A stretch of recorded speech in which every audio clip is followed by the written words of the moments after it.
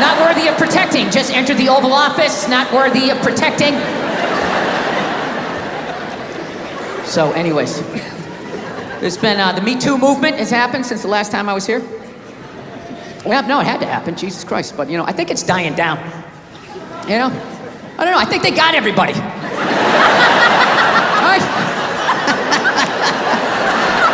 Just judging by the stories, I feel like they kind of got everybody. Because the first stories that came out, they were fucking unbelievable. It was just guys taking their dicks out at work, like, look at it, look at it! Fucking blocking doors and jizzing on plants.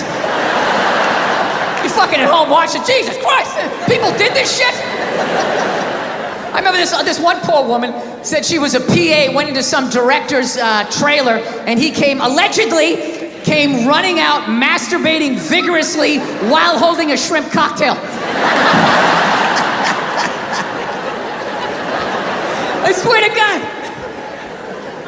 I know that's fucked up, but I gotta tell you something. It's a little bit funny that she felt the need to use the adjective vigorously after she said he was masturbating. He was masturbating vigorously. I'm thinking in my head like, as opposed to what? As far as I know, there is only one successful way to perform that act, and that would be vigorously. Is there another way to do it? Can you do it passively? You know? Is that how Sting does it? Is that how he's able to fuck for hours and hours? Fans a little air on it, he puts on fields of gold, just lets that thing rise up, just letting it marinate, right? Yeah, so the stories were big in the beginning, like, oh my God, what a bunch of fucking animals. And then they just started tapering off. And about, I don't know, 6 months in, they just sounded like bad dates. It was like, he was 10 minutes late, the chicken was cold, I think I was raped, career over. What about my side of the story? Fuck your side of the story! You have a dick and balls, we don't want to hear it! Yeah. It's really weird how the whole thing, it went from like nobody listening, men not listening to women at all, to just this total overcorrection that anything they fucking said means it happens, you know? They got these hashtags like, you know, believe women. Believe women, right? It's a little open-ended, huh? Just straight across the fucking board, all of them, every last fucking one of them. What about the psychos? What about the ones that key your car and light your shit on fire because you didn't fucking answer a text? What about them? Huh? How about you believe like 88% and that last 12% that's out of their fucking minds? You know, I think that's a fair percentage, wouldn't you? No? Are you too afraid to not believe? No, that's the world we're fucking living in right now. No, everything has just become fucking absolutes in the States. It's fucking nuts. Like that Colin Kaepernick guy, right? You knew when he was like protesting during the national anthem, no one was gonna listen to what the fuck he had to say. No matter how much he explained it. He goes, I'm taking a knee during the national anthem. This is a protest about police brutality, the way people of color are treated. We'd like to open a dialogue. He got about halfway through that. People are like, my brother's fighting in Iraq, you fucking piece of shit! And it's just like, buddy, nobody is saying your brother isn't in Iraq fighting. You're not listening. This is about police brutality. My brother's a firefighter. He watched 9/11 on television. No, buddy. Nobody's saying that your brother's not a firefighter. I got a bone spur in my heel. I can still stand up during the fucking song. Buddy, nobody is saying you can't see a fucking podiatrist. All right? You're not listening. That's what it became. It went from not listening to women to just believe women, right? And then, you know, and then people just like, did you see that story? Did you read the story? You can't make something like that up. I always want to be like, well, did you see Star Wars? I mean, somebody made that up. They made like fucking 15 of them, you know? People can make shit up, right? You're part of the fucking problem. Get the fuck out, you know? No means no. That's another one. No means no. It's like, no, it doesn't. All right? Look, no means no. No, that means no, all right? But no, stop it, what are you doing? Oh my God, you're being so bad, stop it, no. Yeah, that's not a fucking no. That means I want to do it, but I'm afraid you're gonna judge me, so I'm just gonna make it look like it was your idea so you don't figure out that I've already performed this act with 40 other fucking people, right?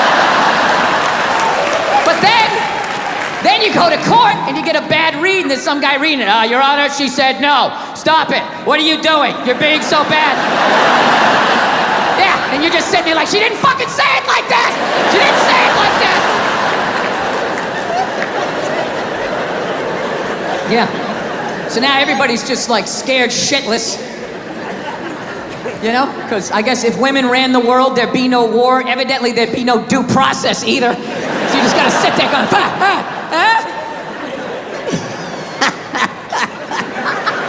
No, it's fucking nuts. People are so scared now. You have the male feminist. Like, where the fuck did that come from? Just out of nowhere, last couple years. I'm a male feminist. I've always championed women. No, you haven't. You haven't. This shit came out and you're fucking scared. You did something. You grabbed some fucking titties. What the fuck did you do that you have to overcorrect that fucking hard? What kind of a man who still has his balls is walking around saying that he's a male feminist? I'm a male feminist. I totally see the way you see the fucking world. It's impossible as a man who was raised right. To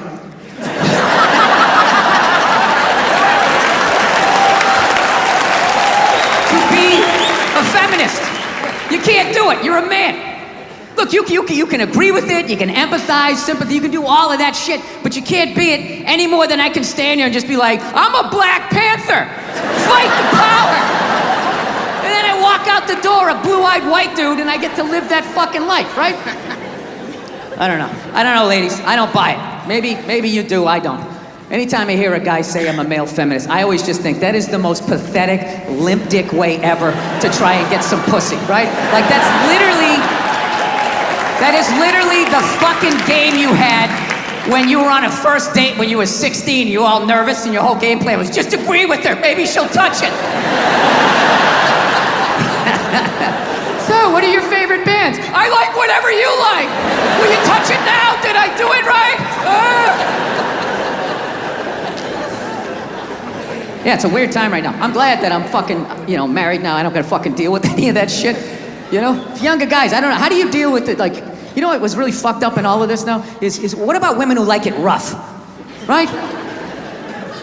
That doesn't happen here in the jolly old England, right? Not at all. Everybody gets all dead silent. Big fucking elephant in the fucking room, right? Yeah. How the fuck do you... What's that? Ask for consent. Ask for consent? Doesn't that take the mood? Well, Jesus, that kind of took it in a weird way.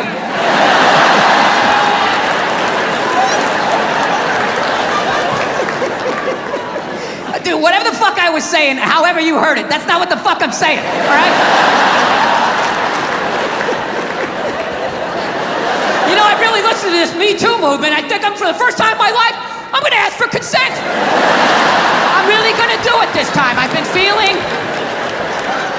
This is why you can't judge comedians. Do you understand this? Do you understand what the fuck I was saying and how this fucking jackass just heard it? You know? The second it comes out of my mouth, it's not what I said anymore. It goes into your fucking ear hole and gets cut with your whole fucking childhood. Oh, this is what he means.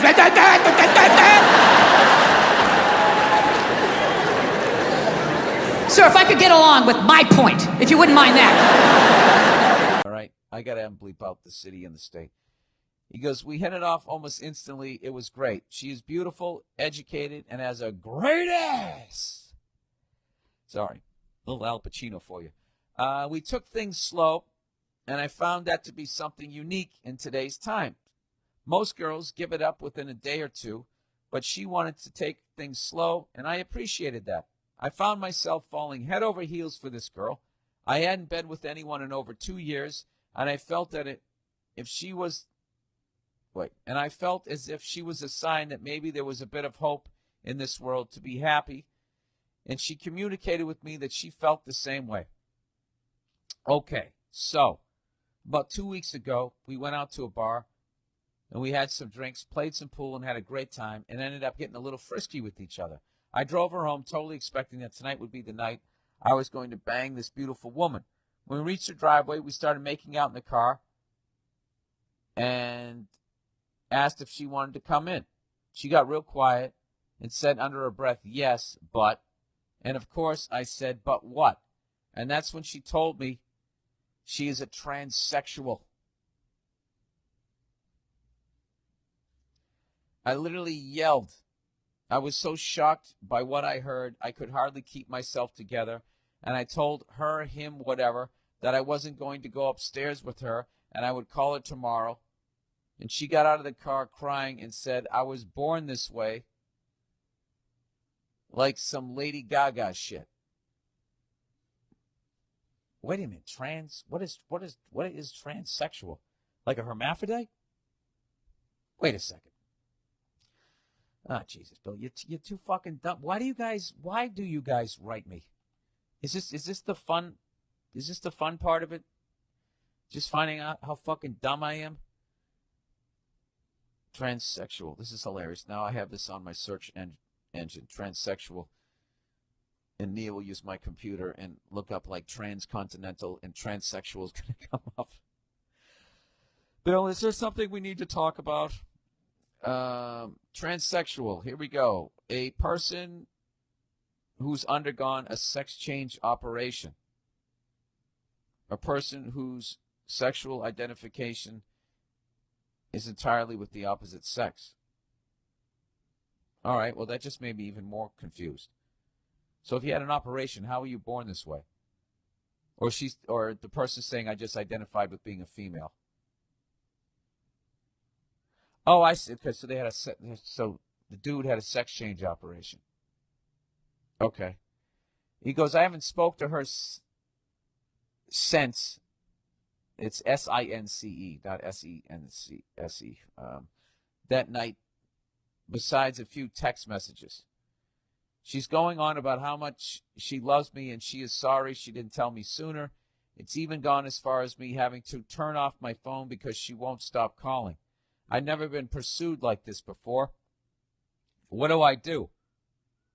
Part of me actually feels bad, but I can't see myself banging an ass every night while my sweaty balls slap against her sweaty balls.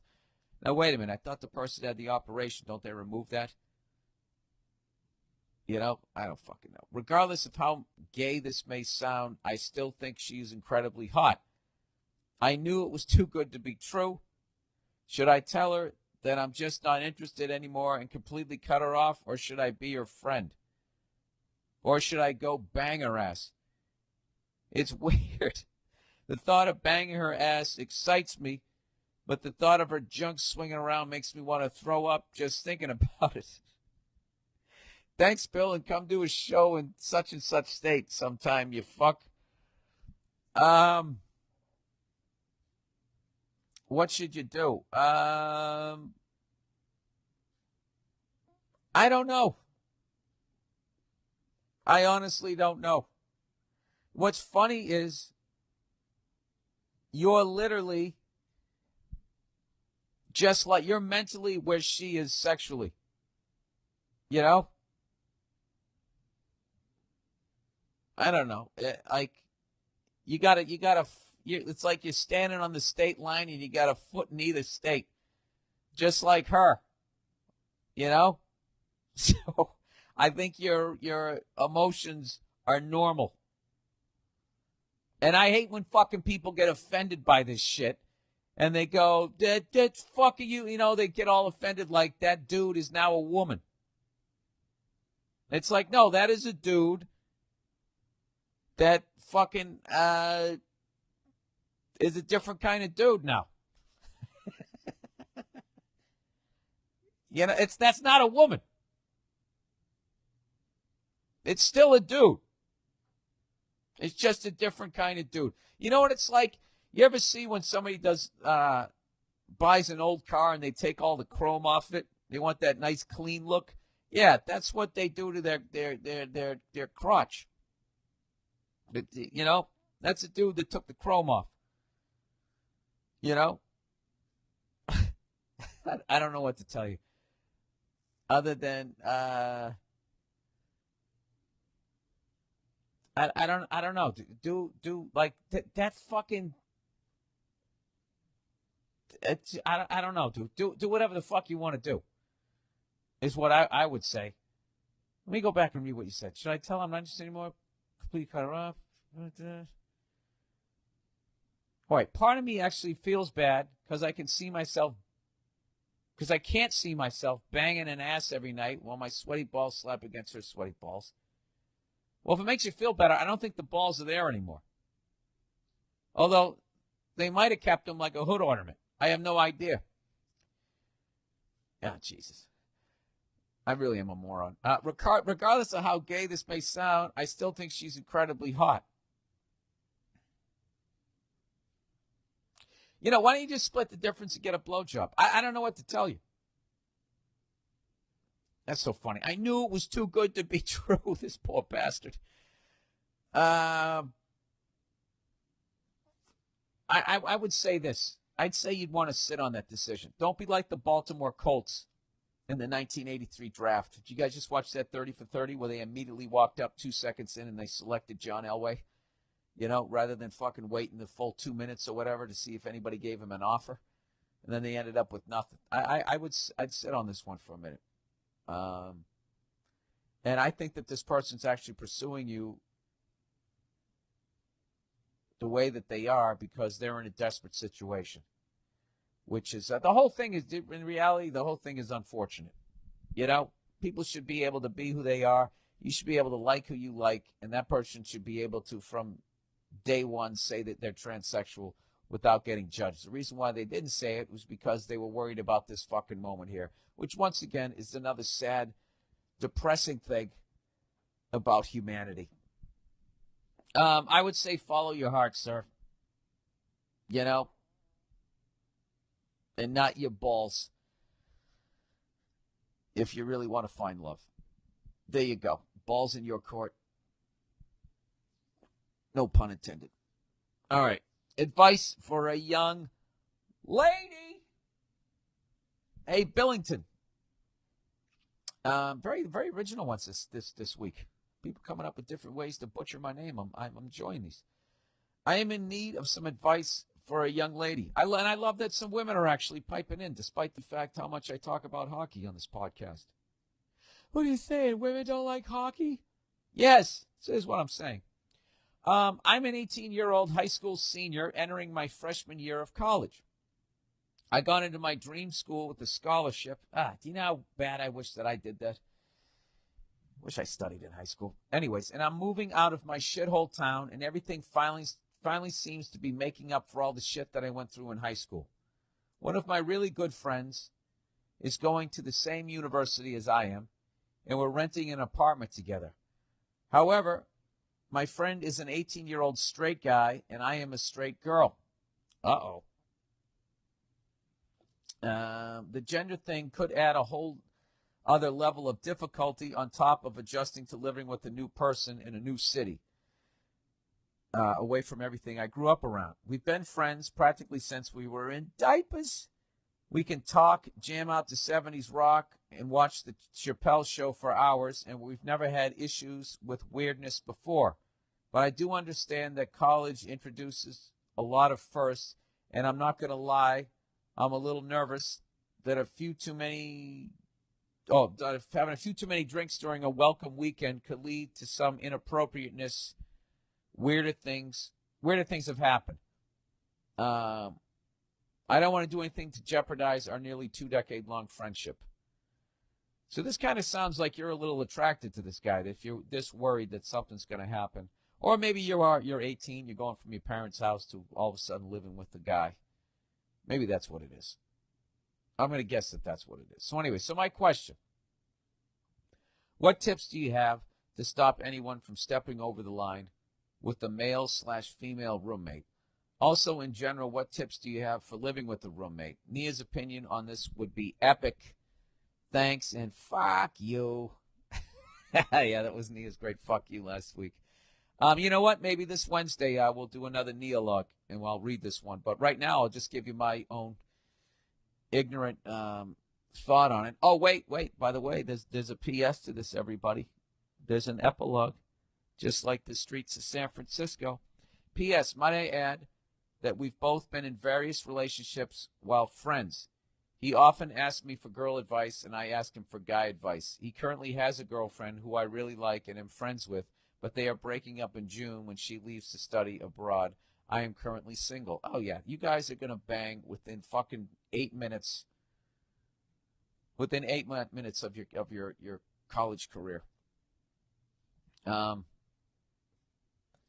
right. So basically, what you want to do, you're not asking me should you or should you not move in with this guy. You're gonna move in with this guy. So, what you're really saying is basically, how do I not fuck this guy?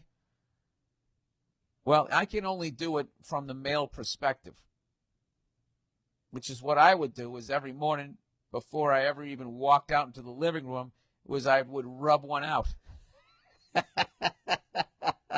God. To try to get that fucking, urge out of me. I think what you need to do is sit down and talk with the guy. And just say, listen, we have a great friendship, but I don't want to ruin this. I know we're moving in together and everything. But, obviously we're going to be in close quarters, sharing a bathroom and blah, blah, blah, blah, blah. You know what you have to do? You have to lay down the law. If that's what you really want to do. But if you actually like this guy, like I think you might, if you actually like him and think you could actually, did I just say that? If you like him, do you know what I mean? Do you? Oh my God, you guys, this could be the one. If you actually like this dude like that, then you should not move in with him. You should be in a separate apartment. And that way, if you start dating him, you don't immediately start by living with one another.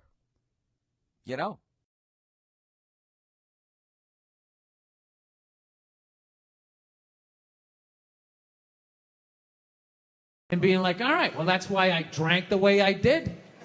That's why I've trashed women the way I did. All the fucking shit. I knew every fucking thing I did, good and bad, in that moment. It's like, all right, so now I got to get sober, and I got to fucking work my way through this shit. Because, my wife's, I don't know if you guys notice, I have a bit of a temper. No, not you, Bill, yeah. So here's the thing, but I didn't think, I'm so fucked up, and grew up such a fucked up time, that I didn't even think I had a temper. Because I was like, well, I don't fucking yell at people in my house. Like, I don't curse my wife out. I mean, we get into it. I'm not gonna lie to you, I get into it with her, but I don't go like, oh, Jesus Christ, you fucking bitch. I don't do any of that stuff. I don't yell at my kids. But what I do is I flip out. So, like I said, I didn't think that this was a problem. My wife told me it was a problem, but I don't listen to her. Why would I listen to her? All she does is criticize. I got nothing but bad reviews on the fucking husband Yelp. It's just all, didn't enjoy the experience. Thumbs down, half a star, never get a fucking attaboy, right? So it just becomes white noise after a while. Like, oh, what, am I doing something wrong again? Oh, yeah, you again. Okay, great. Great. What did I do? What did I do this time, huh? What do I have to work on? Go ahead, fucking let me know, right? So I don't listen to my lovely wife like an idiot that I am. So one day I learned a harsh lesson, okay? It was a breakfast time, right? For some reason, I had like 20 minutes to myself, which is really rare when you got 2 kids, 4 and under, right? So I'm thinking like, holy shit, I can actually make myself a breakfast like the old days. I'll make myself 2 eggs over easy. I'll make some toast. I'll make some bacon. Fucking burn it up the way I like it. It's gonna be the shit, right? So I'm having a great time, make myself a little Grand Slam breakfast. I sit down to eat. I got the OJ. I got the glass of water. It looks like a picture from a commercial. And right as I sit down to eat, my phone lights up, and I get a text message from my buddy. He goes, hey man, I thought you were coming on this Zoom meeting. It started 5 minutes ago. We need you on this. And I just absolutely lost it. I was like, Jesus Christ. Of course I have a meeting. Of course I have my meeting, because why couldn't I just have one goddamn cocksucking motherfucking morning myself? Fucking toast flying all over the place, flipping the fuck out. And then all of a sudden, my daughter, who was like 2.5 at the time, comes running into the kitchen with big tears in her eyes, just going like, I'm sorry, Dada, I'm sorry. And I was like, oh shit. So I literally just squatted down. I was like, no, buddy, no, come here. I wasn't yelling at you. Daddy wasn't yelling at you. I would never yell at you. I love you, buddy. Daddy was yelling at the phone, okay? Dad yells at the phone when it says stuff that he doesn't like, okay? Your dad has issues. Okay, I'm sorry, buddy. I would never yell at you. And I could literally feel their tears like drying in my shirt. I was like, buddy, come on. I would never do that, okay? I love you. You still love me? She's like, yeah, yes. And I go, okay, all right, buddy. And then I did that thing. You do that thing with a kid where you turn around and then you like push him in the direction you want him to go in?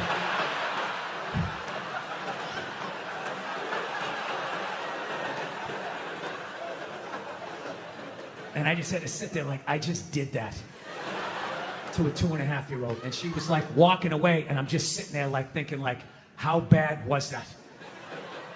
Is she just gonna go play with the toy and forget about it? Or is she no longer gonna be an astronaut? Like, what did I just do? I thought I was better than my dad. I'm making the same mistakes that he's making. I fucking hate myself. I didn't do the meeting. I didn't eat the breakfast. I just went upstairs. Just wanted to be alone, right? Just want to be fucking alone, you know? But I got a wife, so it doesn't work that way, you know? Especially when you fuck up as bad as I did and as loudly as I did. I knew she was coming down the hall. I knew I was gonna have to watch some game film. She was bringing the projector. The screen was gonna come down. And I'm literally just laying in there like, please God, just let her give me 2 minutes. Just give me 2 minutes to fucking calm down. No, she just comes right in and she's just like, stop.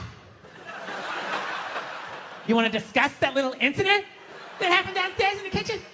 And I'm like, no, honey, can you just give me a second? My heart is still on the floor down there, just give me a second. I know I fucked up. You know, she doesn't give a shit at that point. And she's right, it's her kid too, so she just wants it. I'll tell you right now, if you think you're gonna do this, fucking ass, and all this shit. And, I mean, she was right, she was 100% right, but I wasn't ready to hear the information. So she just sort of zoned out. And if my kid's here, I'm gonna fucking hear it. And I'm just sitting there, laying in the bed with the nerve to be upset with her. She didn't do anything. And I'm just staring at her mouth as it's moving, not hearing anything. I just started thinking of the news. Like a news story just popped into my head. You know that news story every once in a while you see, like every year and a half, you just see some guy never committed a crime in his life. You know, went to church every week, helped old ladies across the street, and then out of nowhere he just kills his wife. And I'm thinking, like, it's gotta be from times like this. It just has to. He just has something to say. He just had, like, I don't know, I just fucked up, but she was right. I know she was right. So I sat there, fucking took it, you know. I will say as an aside, I think, you know, the next time you see a guy who never even cheated on his taxes, and then out of nowhere he kills his wife, I think it's high time to bring back the question, what did she say? Okay, just say it, all right?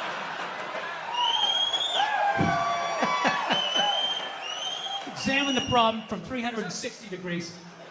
So anyway. So, I love my dad and everything, you know. So, you know, there's things I want to improve on. So, the great thing that I have done is my kids are not afraid of me. And every time I have fucked up, I've gotten down to my kids' level and let them know that I was wrong and I apologize. So, the great thing is my kids are not afraid of me. So now, my daughter's a little bit older. She's like 4.5 now. So now, whenever I start flipping out, she actually has been helping me to stop. Because the second I hear that cute voice, I just think, Dad, I'm sorry. I just immediately... It's hilarious. Like, I'll be in the kitchen, and all of a sudden, I'm always in the kitchen doing something, right? And one day I just come in like, what the fuck kind of toaster is this? What was wrong with the other toaster? I need to download the app to make fucking cocksucking fucking. And all of a sudden, she'll just be like, in the other room, be like, Dad, don't scream like that. And the second I hear that voice, I'm like, you're right, buddy, sorry. Sorry, I'm just gonna download the app here. Download the app and the amount of what it takes just to make some fucking toast. Oh, Dad, you said a bad word. You said a bad word. She does all of that shit, right? To the point, one night, we have like movie night once a week. It's my favorite thing. We'll watch some Pixar thing, you know? And one of those great movies, you know? They're great. They're for kids and they're for adults. It's fucking awesome, right? So we sit down, we make the popcorn and everything. So we have this smart TV in the living room. Oh, people, this is a smart TV. Oh, is it smart? Oh, it's this fucking TV. It's so goddamn smart that one time I was in there, I had all the lights out because we're going to watch a movie, you know? But the TV's so smart, as I'm pressing on, which you don't even do, don't hit the on button. You hit the on button, that fucks it up. You got to press 2 other buttons. Oh, is that what I got to do? Is that what I have to fucking do? Yeah, there's nothing stopping you other than the fact that you guys are just into destroying each other. No, now it's gonna get quiet. I see all that sneaky shit you do. Ladies, if you could just support the WNBA the way you support a fat chick that's proud of her body and is no longer a threat to you, you know, that league would be doing better numbers than the NBA. Oh my God, that's one of the saddest things I've ever seen. Oh my God, you're a goddess. You're gorgeous. You look great in that bikini. I would kill myself if I looked like that. Keep eating, keep eating.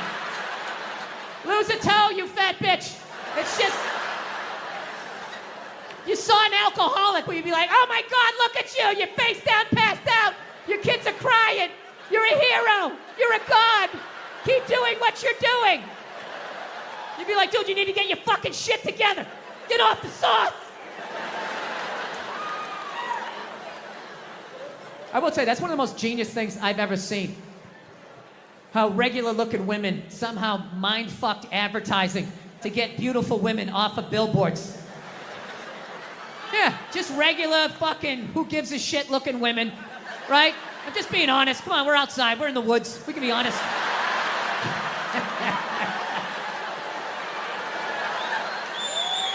Just regular who gives a fuck, can't remember her name, looking women, right? Well, looking at these goddesses, and they had to fucking be the, how am I supposed to compete with that? You can't! How fucking arrogant are you? I don't see Brad Pitt when he takes his shirt off in a movie and, oh, great, how am I supposed to compete with that? I can't. I am an ugly, bald, orange man. I need to write jokes. I gotta put a lampshade on my head. I know what my role is, okay? I should be on the ground gazing up at people better looking than me. I don't know, ladies. This is supposed to be like an inspirational talk. I don't know if it's coming through this way. I'm trying to say, if you really like, if you get through all the misdirected anger of my childhood, I'm trying to say, you're smarter than we are, and there's more of you. I don't know. I don't know what to tell you. I'm trying to be, I don't know, trying to be a better person during all of this shit, you know? I am. Do you know I got this new thing, man. I try to help out homeless people. You know? I used to, you know, sometimes I help them out, sometimes I don't. You know, it's like the mood you're in, how much they freak you out, you know? So, this is what I do. This is how you know, you gotta do something because, I don't know, people at the top don't seem to be doing anything. I try to bring all my old clothes down to the tent cities to give it to them, all right? It's a good thing to do, but I gotta tell you something. You gotta do it during the day. All right? You want to do it during the day. When they're tired from Thunderdome the night before, they're coming down from whatever they're on, realizing there's a nail in their shoulder. You want to get them when they're tired. You don't go at night. No one's going to see you again. You're going to end up on a fucking spit. I mean, you're under an overpass. You never know what can happen, okay? I'm just warning you, because they don't make homeless people the way they made them when I was a kid. You know? When I was a kid, a homeless guy was a bum, he was a vagrant, somebody down on his luck or whatever, you know, a wino. They didn't have this Shutter Island shit going on that they had out there, like people talking to trees. You're like right here having like Eggs Benedict. He's like looking through a porthole over your cabbage. Yeah. When I was a kid, you could only be crazy outside for about 15 minutes before a van would pull up and two guys in nurses' outfits would just come walking out. Hey, buddy, how's it going? You're making a lot of racket out here, aren't you? Why don't you do me a favor? Try this shirt on. And you're like, okay. How come the sleeves are so long? Oh, because we're going to tie your arms behind your back because you're out of your fucking mind. That's it. I'm not going to have you out here scaring the shit out of people. Get in the fucking van. And you got in the van, and that was it. They send you to a nut house. That's it. Boom, bam, done. Nut house. But the problem was the people at the nut houses started fucking the patients because everybody knows crazy people are great in bed, right? So they're banging away, right? Hey, it happened. You're groaning history, all right? You can shake your heads all you want, all right? But hey, they fucked those people, all right? And they were banging away, doctors with their fucking lab coats flapping in the wind, just banging away until finally For decades. Finally, somebody with a heart came walking in like, hey, what the fuck is going on? And then they shut it down, and then they just let all these people go. They all came running out like Mike Myers jumping up on station wagons and shit. So that's the thing. You go during the day. And I gotta tell you, when I pull up to one of these 10 cities, I always feel good about myself. It's good, man, helping out a fellow American. I would want them to do that for me. It's fucking ridiculous people have to live like that. That's what I think when I'm in the car. And then the second I get out and that smell hits me, I'm like, what the fuck am I doing? Jesus Christ, these people are animals, right? I would equate it to the same feeling you probably get if you were on a safari and you're in the Land Rover and you look over and you see like a leopard. You're like, ah, look at that leopard over there, right? Then all of a sudden you go over a bump and you fall out of the fucking Range Rover. You're like, oh, fuck, that's a leopard. Yeah, so I pull up and I'm feeling like, you know, fucking Uncle Sam. And then I get out of the car. I'm just like, Jesus Christ, what the fuck am I doing? I start walking like this. There's always like some sort of movement going on. Somebody fucking limping across the street or something. And I've never been able to get close enough to talk really to anybody. You know, like they do on the news. You know, like, Jesus, you've been sitting in here, you know, for a couple of months. What is it like to be inside of this tent? I always wondered how many people they had to choke out before they could get that fucking interview. You know, just coming in, blow darts, numbing up everybody else, building a perimeter. So what I do is I get about 30 yards away, and then I start walking like this, and I chicken out. I always chicken out. 30 yards away, I just go, free shirts! I run back to the car. And that's when your brain starts playing tricks on you. Like I'm convinced somebody just came running out of the tent with like a 2x4, running after me. So what I always do is I always do a lap around my car before I get in it, you know? Because homeless people have horrible lateral movement. You know, from all those years of sleeping on the sidewalk, their hips are just junk, you know, like an NFL running back. They gotta slow down like a cruise ship, like go right up and over the horizon. So in that time, you go around your car, you get your car, you drive away. You drive away. Your closet's a little more empty. You can go out, you can fill it back up again with shit you don't fucking need. You know, that's what you do. What's that, sir? America, yeah, America. Don't think. Just do what you want to do. Take your dick out. You know? I'll tell you, that's what George Washington was talking about. You know? They really need to shut down the internet. They have to shut it. We are clearly too stupid to all be sharing ideas in this giant towny bar that we've created. You guys are all cheering. You're all on the internet just like me. I was on the internet for 6 hours last night. Trying to figure out what kills a beaver, you know? Does a beaver have a natural predator? No means no, that's another one. No means no. It's like, no, it doesn't. All right? Look, no means no. No, that means no, all right? But no, stop it. What are you doing? Oh my God. You're being so bad. Stop it. No. Yeah, that's not a fucking no. That means I want to do it, but I'm afraid you're going to judge me, so I'm just going to make it look like it was your idea so you don't figure out that I've already performed this act with 40 other fucking people. Right? But then you go to court and you get a bad read and there's some guy reading it. Your Honor, she said no. Stop it. What are you doing? You're being so bad. Yeah, and you're just sitting there like, she didn't fucking say it like that. She didn't say it like that. Yeah. So now everybody's just like scared shitless. You know? Because I guess if women ran the world, there'd be no war. Evidently, there'd be no due process either. So you just gotta sit there going,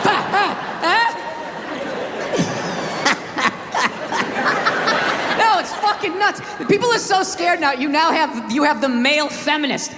Like, where the fuck did that come from? Just out of nowhere, last couple years. I'm a male feminist. I've always championed women. No, you haven't.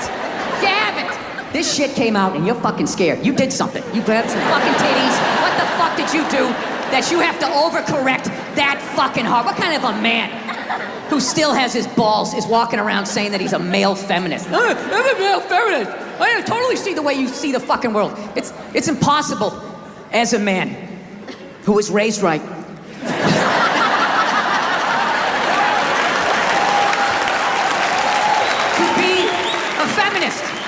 can't do it. You're a man. Look, you can agree with it, you can empathize, sympathy, you can do all of that shit, but you can't be it any more than I can stand here and just be like, I'm a Black Panther. Fight the power. And then I walk out the door, a blue-eyed white dude, and I get to live that fucking life, right? I don't know, ladies. I don't buy it. Maybe you do, I don't. Anytime I hear a guy say I'm a male feminist, I always just think that is the most pathetic, limp dick way ever to try and get some pussy, right? Like that is literally the fucking game you had when you were on a first date when you were 16, you were all nervous and your whole game plan was just agree with her, maybe she'll touch it. So, what are your favorite bands? I like whatever you like. Will you touch it now? Did I do it right? Yeah, it's a weird time right now. I'm glad that I'm fucking, married now. I don't gotta fucking deal with any of that shit. Younger guys, I don't know. How do you deal with it? Like, what was really fucked up in all of this now is what about women who like it rough, right? That doesn't happen here in the jolly old England, right? Not at all. Everybody gets all dead silent, big fucking elephant in the fucking room, right? Yeah. How the fuck do you, what's that? Ask for consent. Ask for consent? Doesn't that take the mood? Well, Jesus, that kind of took it in a weird way.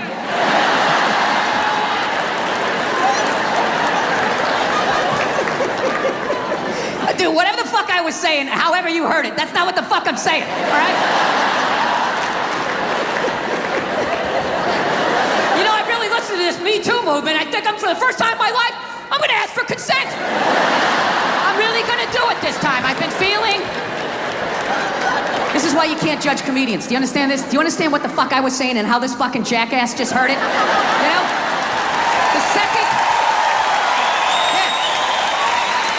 second it comes out of my mouth, it's not what I said anymore. It goes into your fucking ear hole and gets cut with your whole fucking childhood. Oh, this is what he means.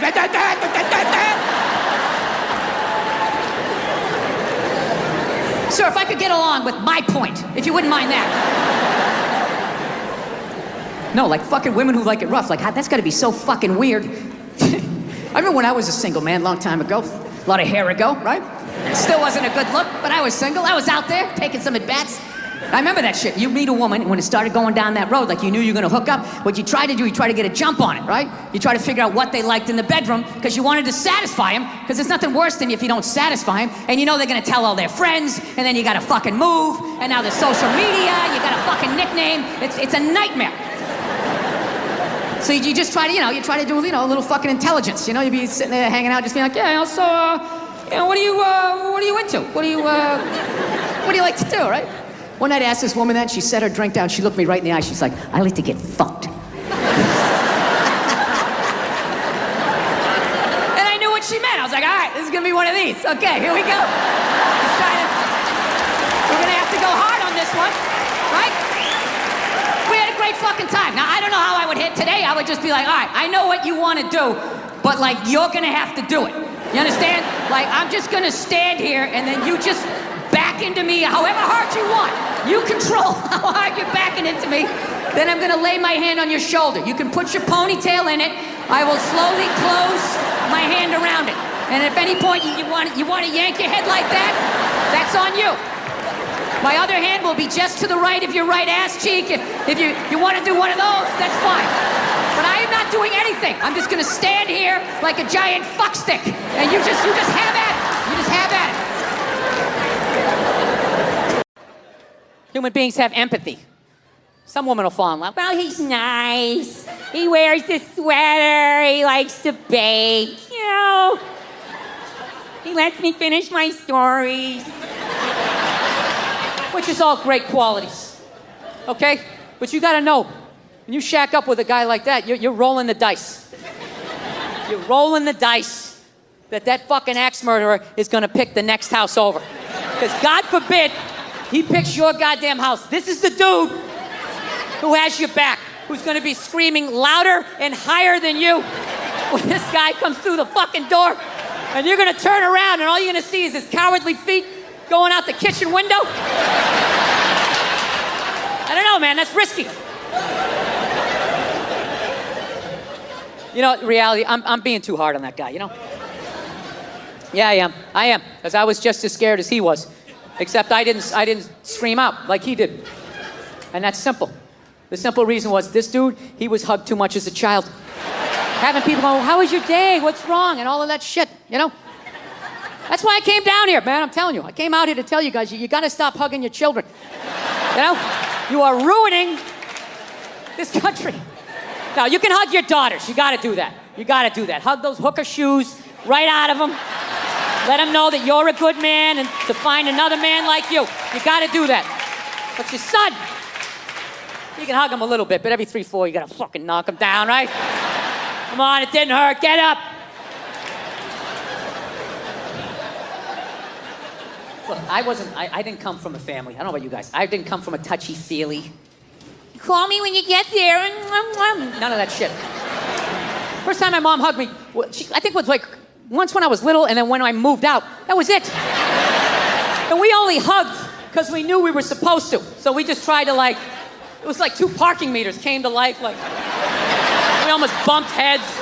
It was horrific. Fucking horrific. You know, to this day, sometimes I drive down the street and I think about that hug, and it's just it's so awful, I have to shout the memory out of my head. I'll just be driving down the street and just be like, ah! Ah! Anybody else like that? You ever have to shout stuff out of your head? There's something about me, all my regret comes up when I'm in the shower. I don't know what it is. I think because I'm in the shower and I have time to think. And I'll just think of shit I did in 3rd grade, where I just made an ass of myself, and I just will be in the shower just being like, ah! Ah! And my wife's always just like, is everything okay in there? And I'll just be like, yeah, just accidentally turn on the hot water. Turned it on too much. Every day?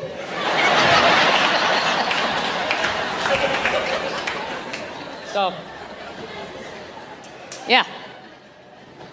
I actually asked my mother one time when I finally got out in the world and I saw how other families interacted. I finally asked her one day, I was like, how come we never did the hugging thing? You know what I mean? How come we didn't do that stuff? She's like, well, I wanted to hug you kids when you were little, but I was afraid it was going to make you gay. And I was like, you were afraid? You were afraid? And then she goes, well, it was your father. That's what it was. Protecting him like I always do. He was afraid. He said, you don't know how to raise boys. And if you hug them, that's what's going to happen. So in a marriage, there's compromises. So. Yeah. So she basically never hugged us because my dad said if she did, it was going to make us gay. And I got to tell you, that was a great thing that my dad did for me. Let me finish before you start blogging, okay? And I end up on a split screen on Good Morning Atlanta, you know? Comedy, can it go too far? Last night at the Tabernacle. Sitting there next to some fucking Cheeto-eating blogger. So, yeah, this is the deal. I'm gonna defend my dad here because this is basically what happens when you have a kid. As far as I know, I don't have any kids, but as far as I would think, if you have a fucking kid, what do you want to do? You want to improve on your childhood, okay? You want to keep the shit that your parents did that worked, and then you want to get rid of the stuff that didn't work. So that was my dad, as fucked up as that was his improvement on his childhood that he never talks about, the way a veteran doesn't talk about going to war, you know? So I figure if that was his improvement on his childhood just must have been something like, don't change his shitty diaper. Let him figure it out for himself. Get out in the rain, you shitty baby. Hey, let me handle this lady. Why are you still standing here, you shit toddler? So, he took it from that and knocked it down to, don't hug him, it's gonna make him gay, right? And then maybe someday I have a kid, I'll whittle it down to like, hey, he's not taking drama class, all right? He's not taking drama class because I said so, lady! Let me handle it! I won't fix everything. Yeah, and that's not a homophobic thing either, that I wouldn't send my hypothetical son to drama class, okay? It isn't. I'd let my hypothetical daughter take a drama class, okay? My son can't fucking do any of that shit unless I'm sending him to one of those fame high schools, you know, where everybody's doing it. One of those creative schools. You go to the cafeteria, everybody's like, cottage cheese, what is it made of? Right? Then he can do all he wants. Then he can do all the fuck he wants. But there's no way I'm letting him do that at a public school with those goddamn animals. He's gonna get the shit kicked out of him. He's gonna come home with his underwear up his ass, and then I have to be the adult and go down to the principal and be like, oh, there's some sort of tomfoolery going on around here. I don't want to do that. I want to find the fucking 8-year-old. What is he, this tall? I want to find the kid that did it to my kid, tip him upside down into some sand or a puddle, anywhere where oxygen is going to be an issue, right? And just leave him there. Right? And you wait till that one leg just starts shaking so you know he's down to his last breath. And then you turn him upside down, you're upside right, you grab him by his throat, and you just say something horrific. You ever do that again, I'm going to beat your mother to death with the family dog. Right? Over. So, yeah, a lot in my life has changed since I last came through here to Atlanta. Yeah, I got married. That's the big thing. Yes, I did. Very happy about that. I'm very happy with that because it was starting to get weird, you know? It's like 45 years old. Oh, my girlfriend. Yeah, we're gonna go out and get some pop, you know? Going to parties, it was just weird. Because I hang out with people my age, you know, and they all got married, they all had kids, and I just couldn't contribute when people were standing around talking about marriages and kids, you know? I felt like a little kid. They're sitting there going like, oh, the superintendent of the mayoral candidate will be bi-coastal, bipartisan with the Middle Eastern crisis. And it just... Thank you very much. Thank you. How are you? How's it going? All right. You guys standing up. Sit down. Sit down. See if I'm funny. I've been inside for a year and a half just like you. All right. It's nice to be out here in Denver, man. It's legal on a state level, but not on a federal level, man. Buddy out here dressing like they're fucking going hiking. Your North Face pajamas and all the shit you guys have. You guys all live inside. So, how have you guys been doing, man? How's your pandemic been? You enjoyed it? You been staying inside? Are you being safe? I am so fed up with this. I ain't being safe. I don't fucking believe in it. It's all a bunch of lies. We're just totally divided. The people that are like, you gotta get vaccinated, you have to wrap yourself in an Afghan, and you gotta cover your face and hold your breath when you look at pictures of people. And then you got the other side. I don't give a shit. I'm gonna have my balls out, walking down the street, because that's what Jesus said in John 13. I read it in my Bible study class. I don't give a fuck. And if I get it, I'm going to the hospital and be like, all right, fix me. You were right. Everybody, all hypocritical. All the liberals, you gotta wear the mask, you gotta wear the mask. And half of them, when they talk, they're pulling it down. They got it up under their fucking nose. Then the other assholes, they were all patriotic for years. America, love it or leave it. Support the truth. You know I can get the fuck out. America, love it or leave it. All right, take the vaccine. Well, I don't trust the government. Where the fuck did that come from? I thought you were all about it. I thought you were waving the flag and all of that shit.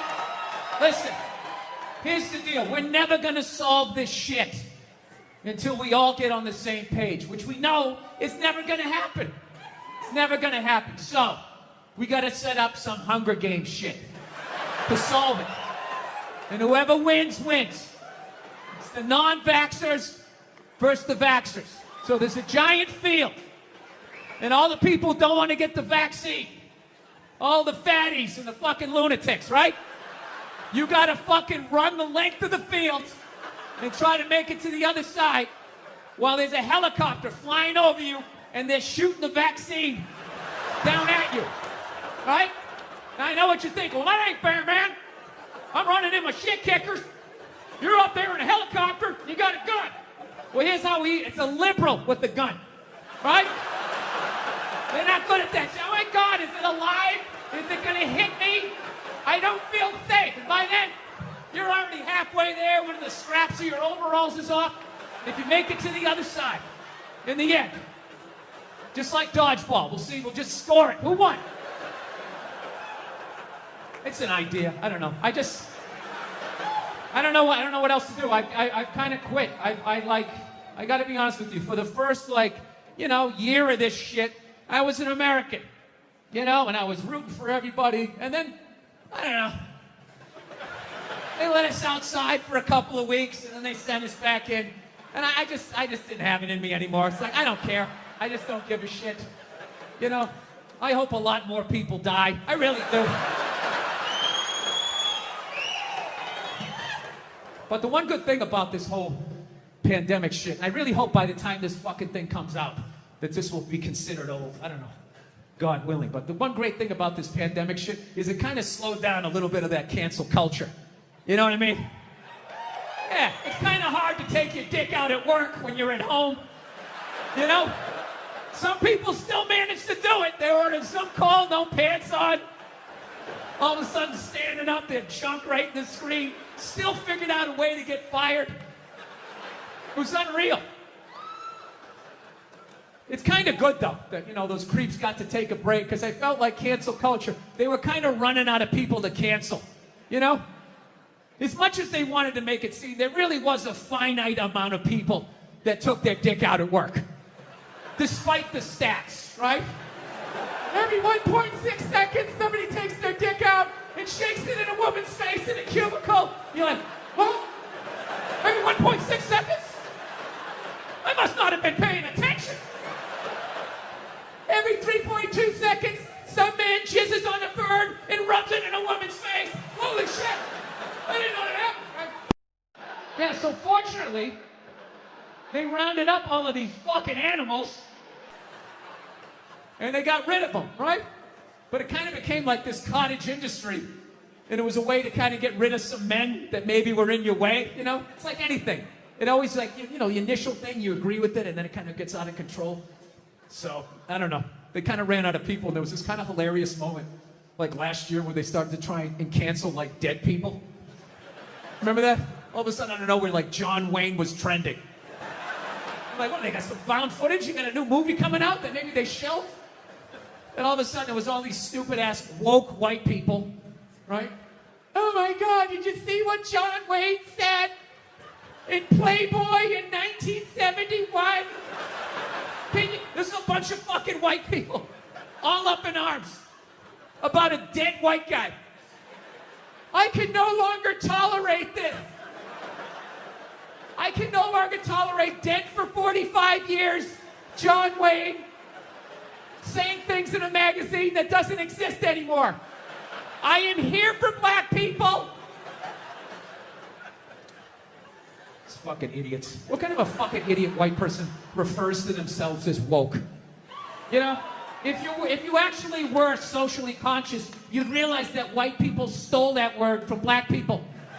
Once again, doing the Elvis thing, right? But you know what? I blame black people for that.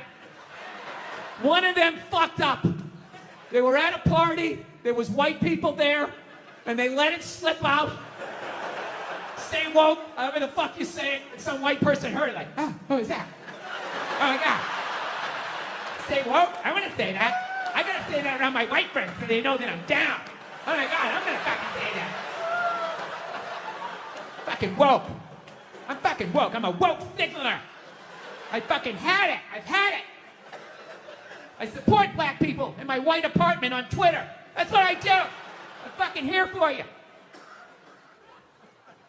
Every white person likes to lie to themselves that they were alive, 150 years ago, that they would have been working on the Underground Railroad, trying to help slaves escape, right? I would have been one of the good white people. I would have taken time out of my day. Sneakers and no belt like it was no biggie, right?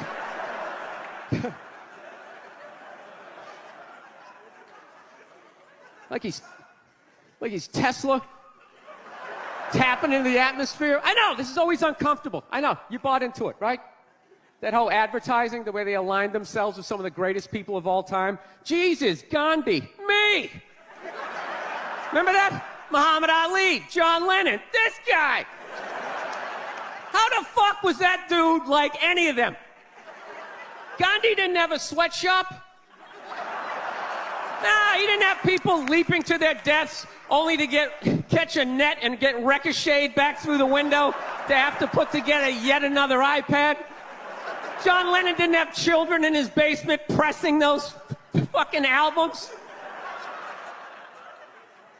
I know. New phone can't fit the old charger. This is your hero?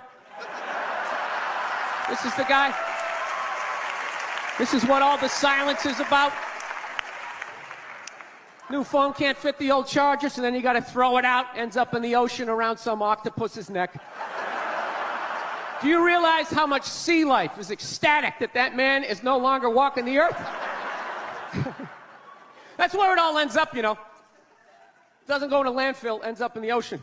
You realize that? I hate people who say I don't pollute. I don't pollute. Yeah, you do. You use shit and you throw it out. Well, you think because you put it in like a basket, it just poof, disappears? Everything you ever used is somewhere. You ever think about that? Remember that flannel shirt you bought back in the day when you got into Pearl Jam?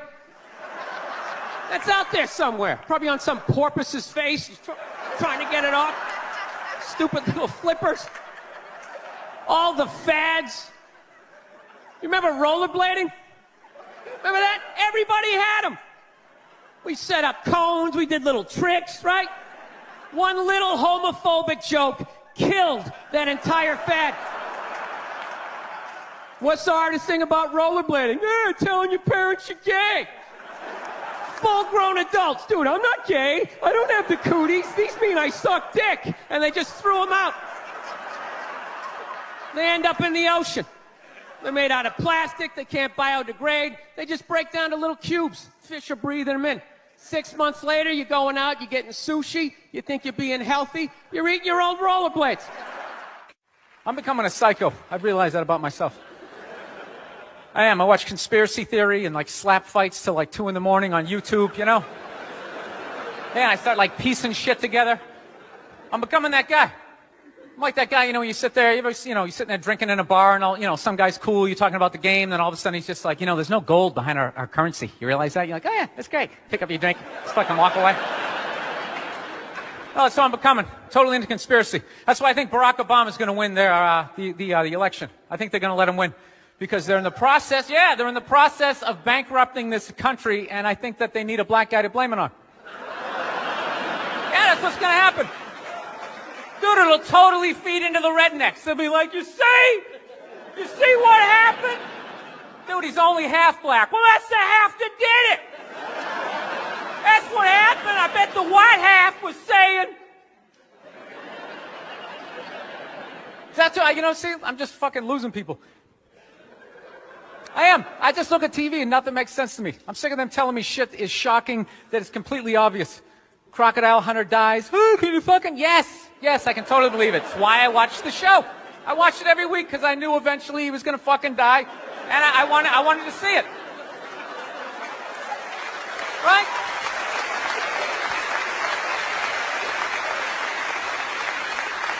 Oh, I like that dog, the bounty hunter video, or the phone message he left. You know, people are like, can you believe he left that racist message? It's like, dude, look at him.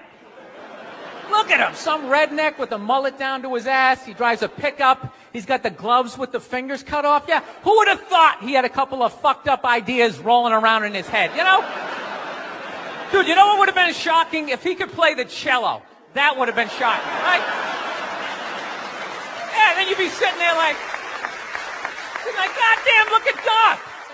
Here it is. I thought he was some racist on his way to a steak and shake, and he's busting out a little Beethoven. God damn, I owe this guy an apology, you know? God, I'd love to see his iPod. I can't imagine the eclectic mix of music. There's so much time I spend alone on the road, man. I actually spent so much time alone on the road, I actually like contemplated milk to the point I can't even fucking drink it anymore. Sitting there drinking, like, man, this stuff is great, tastes awesome, you know? Then I started thinking it comes out of the carton, and I just did the police work, it comes out of a cow, and I'm like, I am fucking suckling for another species. We have such a crazy relationship with cows. You ever think about that? No, you can nurse from it, you can eat it, right? You can tip it over when it's sleeping, but if you fuck it, you're going to jail.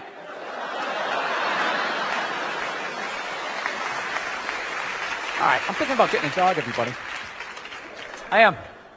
No, I'm at the point. Nothing alive is dependent on me. I gotta get out of this tailspin, man. So I'm thinking about getting a dog. My girlfriend wants me to like adopt a dog.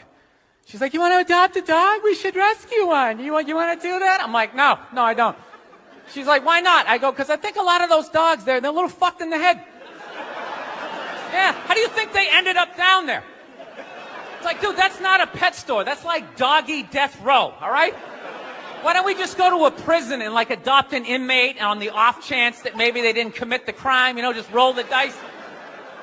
Dude, fuck that. I want a brand new 2008 Bulldog, all right? I don't want some like 1995, half a Labrador. It's got part of its ear chewed off, Every time I go to use the toaster, it starts freaking out. Because his last owner hung him from the ceiling fan every time the Jets didn't cover the over, Dude, that is an animal. That thing could kill you. If a squirrel wanted to fuck me up, if it just started running at me, by the time I processed, like, is that a rat? Is that mechanical? By the time I figured it out, it would have ran up my leg and just taken chunks out of my ear. Then I got to tell that story for the rest of my life, sitting in a bar. Dude, what happened to you? A fucking squirrel, all right? Never get laid again. That's what I'm saying, right? I get one of those crazy dogs, get up at like 3 in the morning to take a leak. Right, I'm shuffling to the bathroom, and that's the exact moment his previous owner used to come home shit-faced and beat the crap out of the dog, right? I got no clue. I'm just, sitting there shuffling to the bathroom.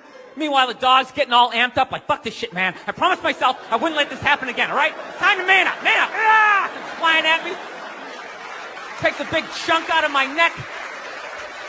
Then what? I'm laying on the ground bleeding.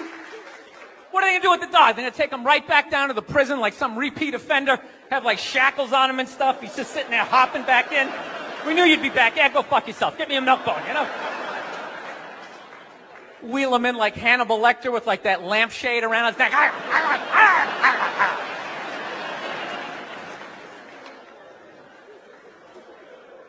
I got to work on my temper, though. Something I really got to do. I let like the thoughts just spin away, I was on a plane the other day. I actually had the urge to elbow an old lady in the face. It was like compelling. It was unbelievable. When you go to get off a plane, there's like rules when you go to get off the plane, all right? It goes row by row by row. And this lady was all like, ooh, I'm 90. I get to cut everybody, right? So I'm competitive. I start fucking boxing her out, right? Start bringing down like the overhead luggage, So she just starts like waddling around me. And all of a sudden I just feel my elbow like, dude, you're going to take this shit? This is ridiculous, man. The whole half of the plane is watching it. Come on, man. Come on. Dude, we got a wide open shot. Just real light. Poof. I got to hit it that hard. And then you can play it off. I'm literally talking to my elbow like, dude, come on, man. We can't do this shit, all right? This chick's like 95 years old. We can't do it. I thought I had my body under control, and she got like to right about there, and then I felt my foot like, dude, we could still trip her. We could still trip her. Just throwing that out. I'm sick of Obama's wife. Yeah. This isn't some Republican rant either. It's just kind of first ladies in general. I don't know what it is. All throughout my life, with each presidency, like these first ladies, they've just gotten more and more like chatty. More and more chiming in, like leaning into the frame, spitting out their ideas. It's just like, well, why are you talking? Right? You weren't elected. Shut up. Your husband's not running a lemonade stand here. He's running the country. You don't just chime in. Let me guess, is this considered sexist? It is? Why? Well, okay, you just nodded there, lady. Let me ask you this, all right? Let's say you had a leak in your house, okay? You call a plumber up. He shows up, and he goes, yeah, I think the leak's coming from the upstairs bathroom. We need to shut it up, blah, blah. Then all of a sudden, his wife walks in, who isn't a plumber. And then goes, hey, I'm actually thinking it's kind of hey. Wouldn't you be like, with all due respect, shut the up. I need a plumber in this moment. I'll extend an olive branch here. All right, at some point, there's going to be the first female president, right?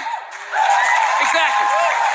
Which means at that moment, you're going to have the first male first lady, right? And when that happens, that dude needs to shut his trap. I don't want to hear a word out of him. I want to hear from the president.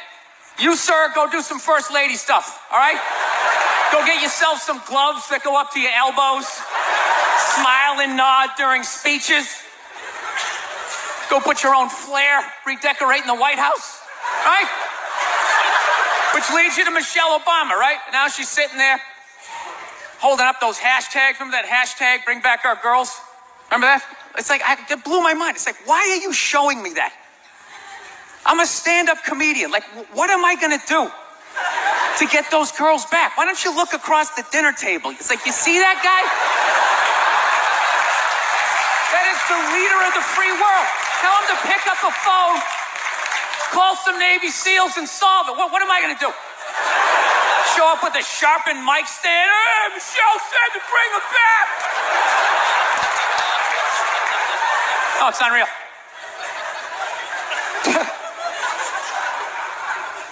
I'll tell you what kills me. Hillary Clinton might run.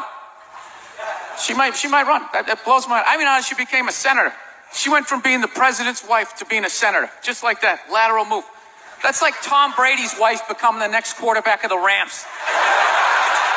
It's like, what, you hanging out? You just pick it up? I sucked at sports, and then I banged Tom Brady, and I don't know what happened. I just picked up a ball. I started lacing it. I'm leading receivers. It was incredible.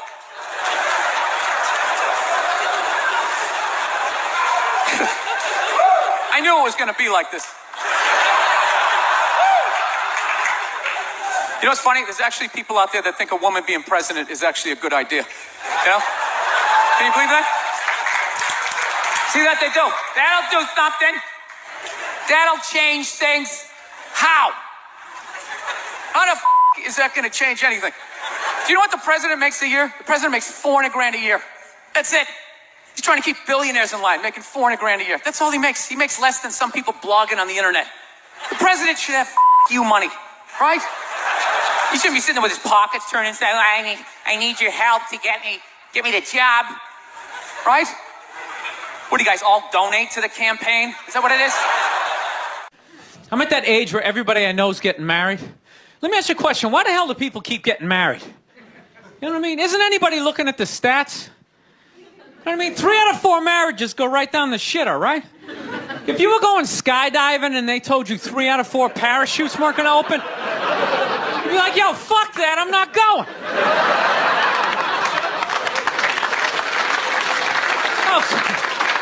Like, I don't like those odds. I have a 75% chance of splatting on the ground.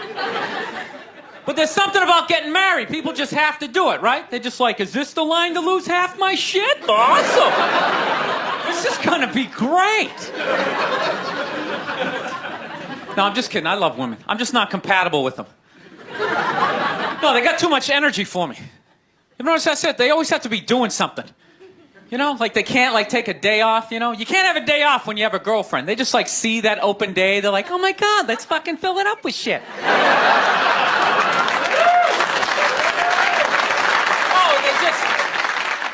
They just come at you with like one horrible idea after another.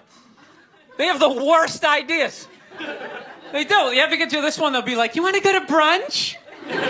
You want to go to brunch on Sunday? And inside you're like, fucking no! But you can't say that. You got to keep her happy, right? So what do? You agree? Yeah, let's go to brunch. What a great idea.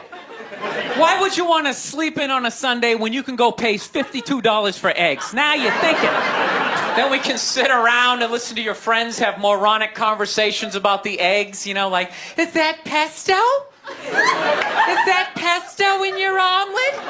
Oh, it's asparagus. It's asparagus. I thought it was pesto. I was dating this girl recently. She was like really into like women's issues, you know? Because women always go on TV, you know, they say all they want is to be treated exactly like guys. But if you listen to them, they don't. All they want is the good shit of being a guy. They're cherry picking. They look at a guy's life like it's like a buffet, right? Like you just can start picking out stuff, like same amount an hour, we'll take some of that. Pay for the movie, fuck that. You can keep that one, I don't like that one. This is nice, that's yucky, that's icky. Hey, come on, people, you can't choose. This girl gives me shit. She goes, well, why does a guy make more an hour to do the exact same job? I go, I'll tell you why.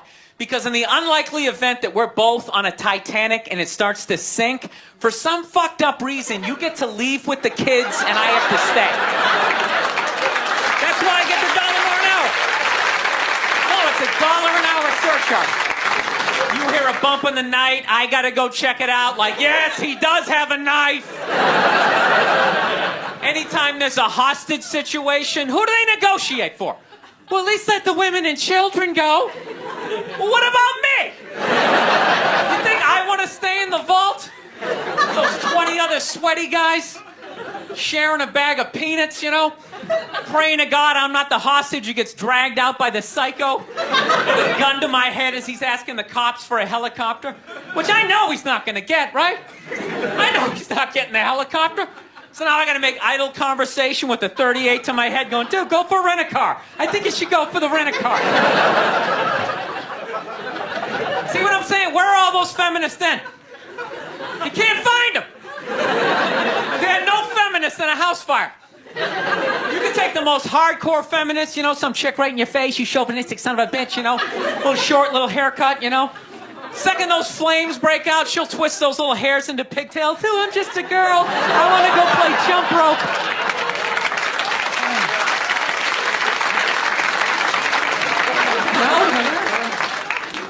No, that's why I hated that movie, the Titanic.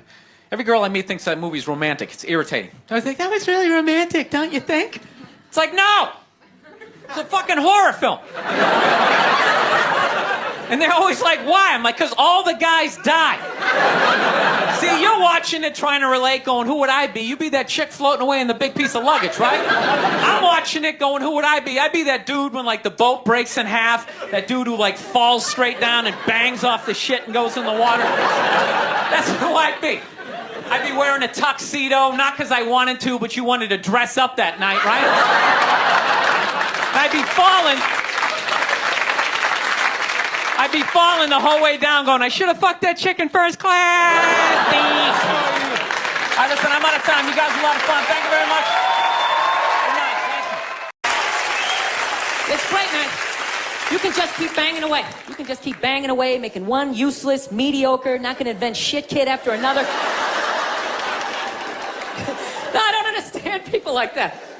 So don't you realize after your third loser kid, you don't have the DNA to make somebody special? It's like, what are you doing? All you're doing, you're just making more in the way people just walking around, looking up at shit as you're trying to get down the sidewalk, you know? Or you know that dude, whenever you go into the deli, there's always that guy in front of you, doesn't know what he wants. Oh, what kind of bread is that? It's like, dude, stop making that fucking guy. Jesus Christ, that dude is everywhere. No, that's why I love old people. I love old people. They always with their family photos, cracks me up. They always like, well, they're all proud, like, well, we had 5 kids, and then they all had 5, and da-da-da-da. It's like, yeah, none of you did shit. I don't recognize anybody in that photo. You just made 30 people who are all taking a shit every day that ends up in a river. That's not a family photo. That's an environmental disaster, and you framed it. No, that's my solution for global warming. Everybody's talking about cars and oil. That doesn't matter. It's just too many people, you know. There's too many people doing it. It's just, you know, you want to help the environment, just stop fucking. Right? I'm not saying stop fucking, but, you know, pull out. You can still have your fun, right? But you gotta stop looking at babies like they're these cute things, all right? They're not. They are cute, but most of them are just gonna grow up, they're just gonna end up being another shithead in like an SUV that doesn't pull out far enough into the intersection, right? Now you gotta wait a whole nother light to make a left, and you're just sitting there losing your shit, screaming at your windshield at this dude who didn't need to exist. It's like there's no reason for that guy. We got that guy.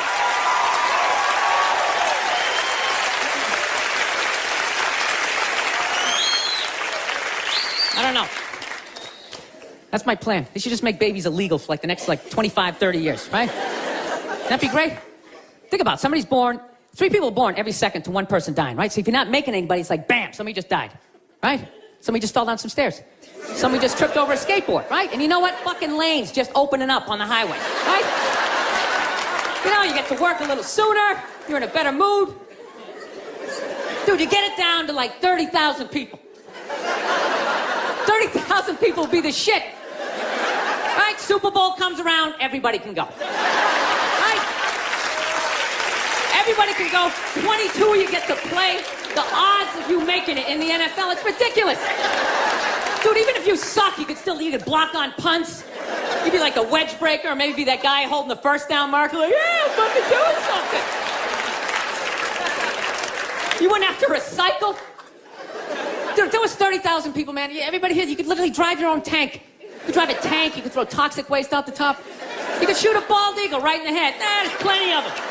Plenty of them. Dude, they're shitting all over my tank. What the fuck am I supposed to do?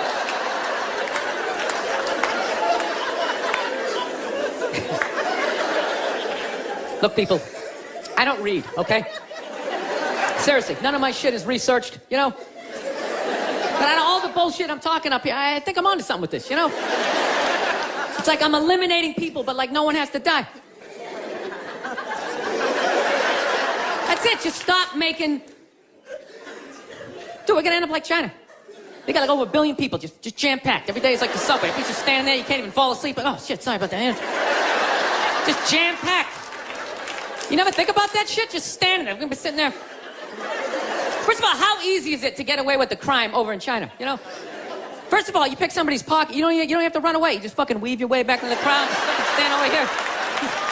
Guy's standing there like, dude, somebody just took my wallet. Dude, he's right over there. He's right there. Dude, he's got black hair, he's 5'5", he's dressed like he's in Reservoir Dogs. He's right over there.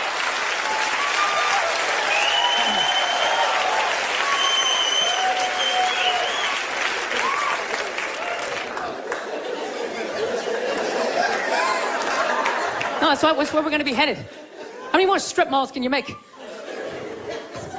Places to get donuts and people to get their nails done. Everybody's all excited. This area is really exploding. It's really exploding. It's like, no, dude, people are fucking, and then they're just building more shit. Yeah, Michelle Obama's doing an arena tour. That's another thing going on. I'm gonna say that again. Michelle Obama is doing an arena tour. She's not playing comedy clubs. She's doing arenas. When did first ladies start acting like they got elected? You know? Dude, being a first lady, that's not a fucking job. Just standing there smiling and waving. Right? Look how quiet is it in here. Why is it so fucking quiet? You think that's a job? It's not a fucking job. Dude, if you really think it's a job, just look at it. Right? Look at Obama. When that guy got elected, he looked like he was about 41 years old. When he left office, that guy looked like he was about 73. Right? Look at Michelle. She looks younger now than she did when that dude got elected. What has she done for the last 8 years? Yeah, other than lay in a giant vat of Illuminati-level lotion, just sitting there floating. A couple hours, a shapeshifter comes in and dumps another bucket on her. She pops her head up. Hey, Bam Bam, tell Stevie Wonder to come down and play some songs tonight. Now, I found out she's doing a tour because she's doing a book tour. Yeah, she wrote a book. She wrote a book about not having a job. I gotta read that fucking book. Chapter 1, how to know if a dick tastes presidential. How to weed your way through all that local representative cock and get to the big swinging dick in the room. I'll tell you right now, say what you want about Republican presidents, but they got their first ladies in line. They do. Dude, George W. was president for 8 years. 8 years. I don't even know his wife's name. What was it, Abigail or some shit? Maggie? No clue. Donald Trump's wife stands behind him like a giant meerkat, like...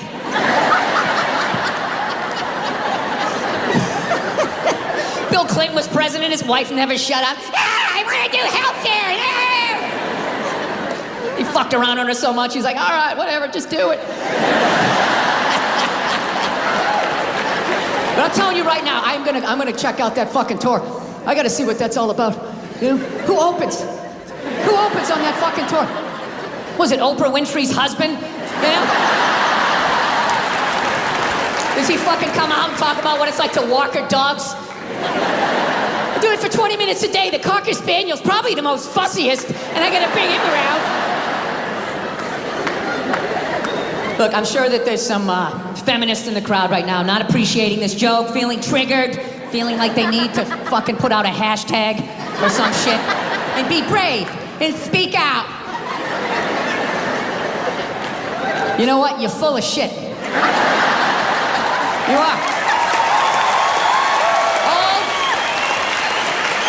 All those feminists are full of shit. Because I'm gonna tell you right now, someday, there's gonna be the first woman president. All right? Which means you don't even know what her fucking platform is, and you automatically cheer. It's got the same genitalia. Fucking, I'm telling you, they're not smart people. Feminists, they're not as smart as they're coming off. I'm telling you. Someday, there's gonna be. By the way, this is gonna be my last show ever. By the time this fucking thing comes out. Someday, there's gonna be the first female president, which means there's gonna be the first male first lady, right? And you fucking wait. The first time that dude opens his mouth about some political shit, you watch all these feminists. They're all me, you shut the fuck up. You shut the fuck up. It is her time now. It is her time. She was elected, not you. Go pick out some plates, bitch. You are the first lady. He's gonna get treated like Tom Arnold when he was with Roseanne. Secret Service name will be like Appendix or Doesn't Matter. Not worthy of protecting. Just entered the Oval Office. Not worthy of protecting. Yeah. Do you know what's hilarious about sexual assault?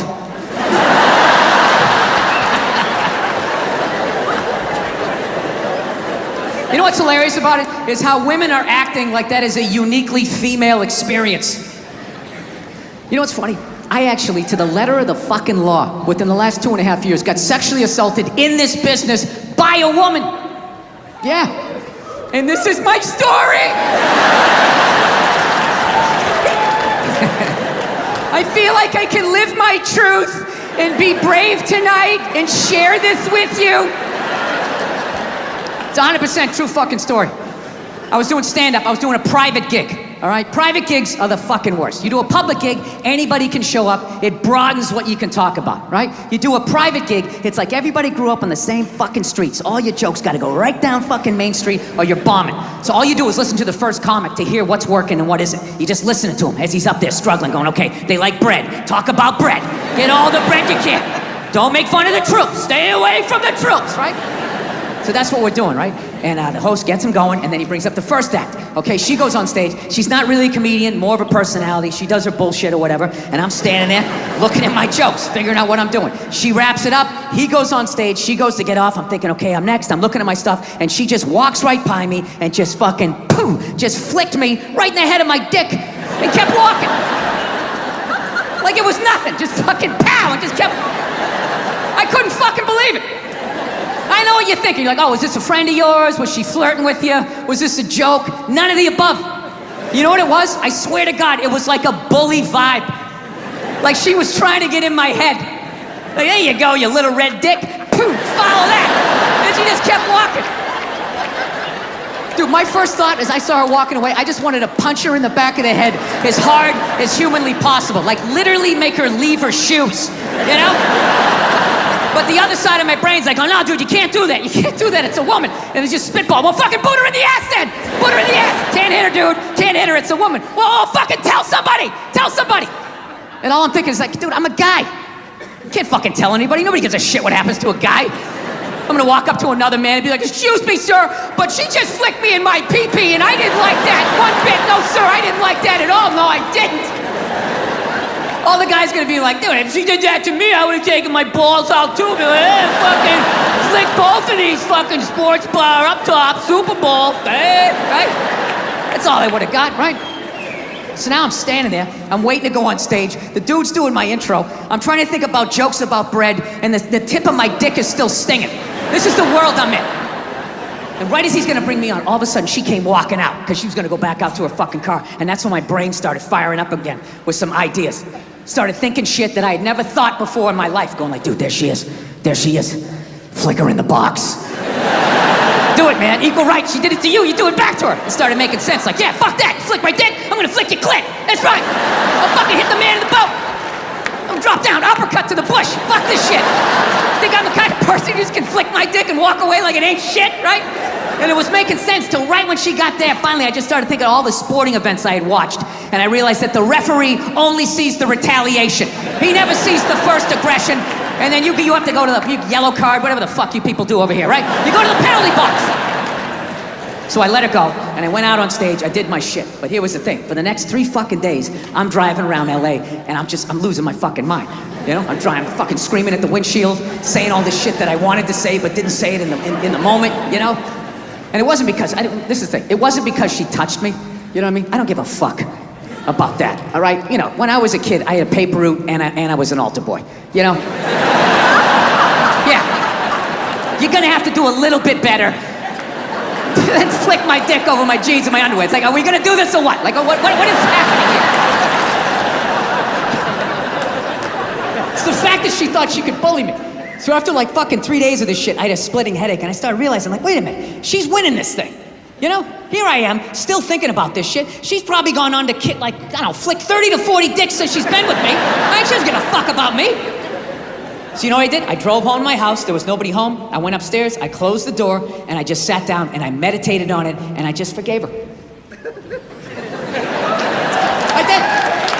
I just pictured her as a little 5-year-old girl crying because her alcoholic dad, you know, wouldn't hug her or something. And she's just standing there crying like, but Daddy, I love you. He's like, get away from me. I never wanted children. And then he walked through a screen door and he like face planted into this above ground pool. And he had a tool belt on. And it just sort of pulled him under. And she ran out, she grabbed his foot and she was pulling and pulling and his boot came off and she sat down and she just watched him slowly drown. I don't know what happened after that. I just felt like this weight lift off of my chest. So there you go, all you tough guys over here in England. Don't be afraid to meditate, man. I'm telling you. You can let a lot of stuff go. I don't know. Do you know, I'm all right with silence. You don't have to feel like you have to do anything fucking extra. Just relax.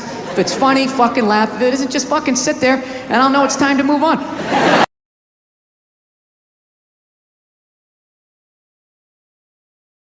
So anyways, I'm a married man with a kid. Happily married man. Yes, I am. I love my wife to death. I love everything about being fucking married, but I'll tell you this right now. We do fight a lot. We do argue all the time. If I've learned anything in 5 years of being married is we're always working on me. You know? Evidently, my wife is this completed work under museum glass that is to be admired and studied. Like, how did she do that?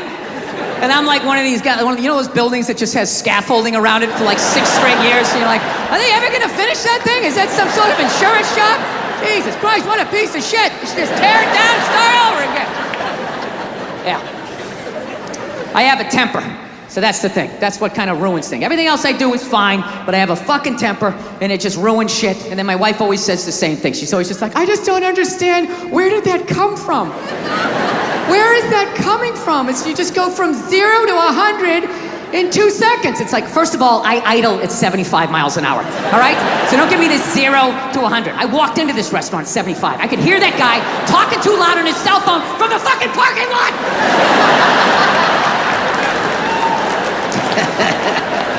Yeah, I fucking tried all of this shit, you know. Whenever she says that to me, though, I swear to God, I just don't understand. Where is this coming from? It actually hurts my feelings when she says that, you know? Because it makes me feel like she's not listening to me. It's like, honey, how many childhood stories do I have to tell you before you follow the breadcrumbs to the absolute lunatic that you married? Didn't you ever take a psychology class? I'm not that complex. Like, I'll tell you guys a quick childhood story. I'll tell you one of the funnier ones, right? One time, when I was like 6, My older brother was 8. We were in the back seat of my dad's car, and we were like laughing, and we were excited because it was around Christmas, right? And my dad just had this thing. He just didn't like joy, you know? So he's sitting there driving. He's going like, Jesus Christ, knock it off back there! Christ, you're giggling like a couple little schoolgirls! Christ, you don't straighten up, I'm gonna buy you a doll for Christmas! And then he did. I swear to God, he made us hold him up. My mother's taking pictures in front of the Christmas tree. I'm just standing there like, Afterwards, I ran upstairs to my top bunk. My dad knew he fucked up, to his credit. He came up, he tried to smooth it over. He's like, all right, come on back down. It's over. Come on down, enjoy the holiday. And I'm like, God, I don't want to eat this. I fucking hate you. Right? He eventually coaxed me down, you know? He softened up a little bit. Look, you don't get your fucking ass back downstairs. No one else can open that gift. I'm moving out. I said moving out. I go back downstairs all shell-shocked. Here's another gift for you, Billy. I'm like, is this a fucking dollhouse? When does it end? Yeah, that was Christmas, and those were people that loved me. I just don't understand, where is this coming from? I just don't understand. All right, tonight's guest is one of the most talented comedians around and my all-time favorite comic. He's an actor. You've seen him on Chappelle's Show, Breaking Bad, and the movie The Heat. I am personally grateful to him because he helped me get this show on the air by appearing on the pilot. Please give a warm welcome to my good friend, Bill Burr, everybody! Bill Burr!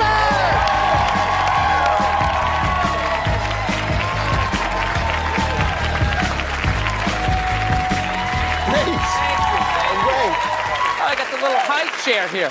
Yeah, I know. Yeah, well, it's your show. You're tall. Yeah, I know. I Sort kind of of want to bring... average. But we seem like the same. Like, look in the monitor. That's about right. I look uncomfortable. Actually, that was an internet comment I saw that was like, they said, when I see people in high chairs pretending to have like a casual conversation and never addressing the fact that they're in these You preposterous got to. high There, chairs. there should be a high top bar here with like potato skins. This is very, very Applebee's going out of business. Which is kind of perfect because I feel like an Applebee's waiter, don't I? Just like flaming fajitas. Doesn't that feel?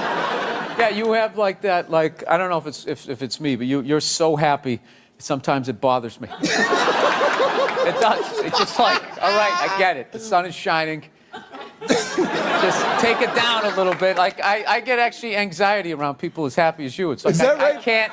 I can't hit the ball back, dude. I can't sustain. It's a rally. You come into the net with your happiness. I'm just like, this is over. He's gonna smash it right at me. The happy ball. Yeah, the happy ball. You're a happy fella. You come off as agitated, but you know. Oh yeah, I'm affable. You're likable. No. People have a tendency that they will watch your act, Yeah. and then they just think like, oh, he's like that 24/7, screaming and yelling, and that's not true. I mean, it is definitely a chunk of my day. No, I don't like being, angry. I don't want to be that guy. I'd like to be jolly, but it hasn't been in the cards so far. I try to be. Well, we were going to have you on the first week. We were going to have you on the first week, but then you went and got married. Yeah. Which I finally grew up. Yeah. Yes, I did. Yeah. Do you remember on my podcast you railed for about 30 hilarious minutes against marriage? Like the most persuasive, never get married, it's a racket, they're going to take half your shit, that lie. Yeah, but at this point, no, that's true. And I maintain that. It is an absolutely insane thing to do. Yes. Gay or straight. Either Gays way. have no idea what they're walking into. I can't wait. I don't wish this on anybody. But when the gay divorces start coming in, they're really going to step back, I think, being like, what the hell were we wishing for here? You know? I could have sent him a card on his deathbed. I didn't. It really wasn't worth that. Because they can't. That was their big thing. I can't go and say goodbye when they're dying. But that's if you make it. But it's literally like, as far as marriage is working, that's like the sperm making it to the egg. Yeah. You're saying... Dude, it's facts. Most of them don't work. And then you got to start all over again. Just busted, you know? Yeah. I don't know how it's going to work because it usually sides for the women. But when you got two dudes, like how is that going to work out? Right. You know what I'm saying? I guess it works out for whoever's making more money. This is classic, like how I talk on the podcast. I just get into it, and then I realize, oh, hey, I'm a moron, and I didn't read up on this. Yeah, how is that going to work out? Well, God. I'll tell you it's going to work out. The gay dude who's not doing shit is going to get all the stuff and be like, oh, I'm used to a certain lifestyle, right? And then the gay guy who's killing it, he's going to go back to the studio apartment, calling it right now. Calling it right now. It's going to be horrible. So you're... That'll be great. It'll bring straights and gays closer together. Just start like a divorce bar, like all people welcome. And you just compare notes, like what's more horrific? A bitter ex-dude or a bitter ex-woman? Yeah, when they wrote that "Hell hath no fury like a woman scorned," there weren't as many public gay relationships, so maybe that's real bad too. Yeah, but they didn't have the right to try. They not being married, they didn't have a legal contract. Right. So I think when they broke up was probably whoever was stronger. You know, they just sort of wrestled for stuff. You guys are taking this really seriously. Like, does he really think that's how gay people break up? I'm just messing around. He introduced me as a comedian, right? Am I gonna have to go on split screen with a blogger tomorrow? Right? Comedy, can it go too far? We're gonna come back with more Bill Burr. There's no way we're ending this. Billy Burr! Thank you. Our first two-act interview. There you go. There you go.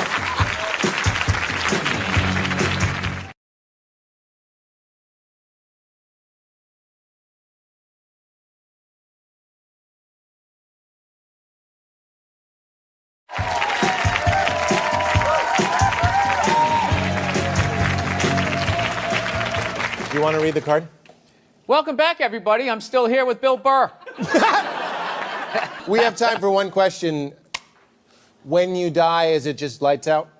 I hope so. I really hope so. There's a comfort in that. Yeah, it's over.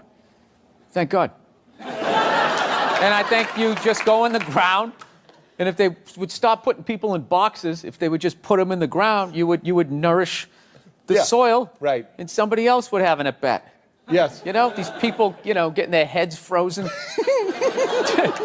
trying to come back to do what? What are you gonna do? Like, you're gonna come back, like, how much time? Like, Ted Williams just has his head frozen. That wasn't his choice. Like, how long is that head gonna have to be frozen before they have a cure for having no body? You know? So let's just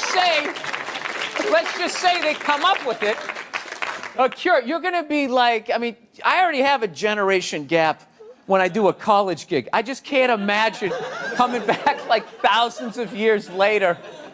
And you're not hip on music. People are making references to, that's like the French and Indian War of, 3,500. You're like, you have no idea what anybody is talking about. You don't know how to levitate. You can't, communicate without speaking. You're going right to the circus. You're going right to the circus. You came back to work at the circus. Bill Burr, everybody. My favorite comedian. Bill Burr, that's it. Thank you, everybody. Good night. Thank you, Bill. You're amazing.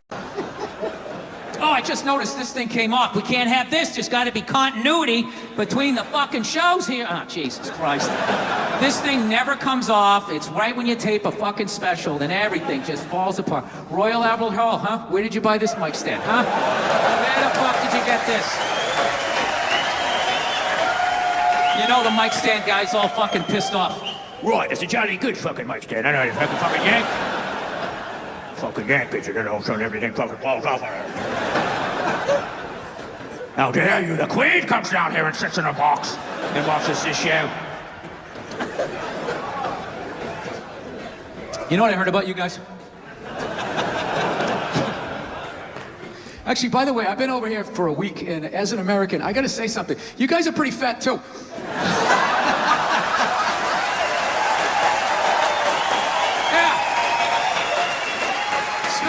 Especially the men. I don't know what's going on with the men, but I don't give a fuck how fat you get. You're gonna pour yourself into your skinny jeans. They still got them. It's like you're squeezing all the fat to the top like toothpaste. Roy, still wearing me same jeans from primary school.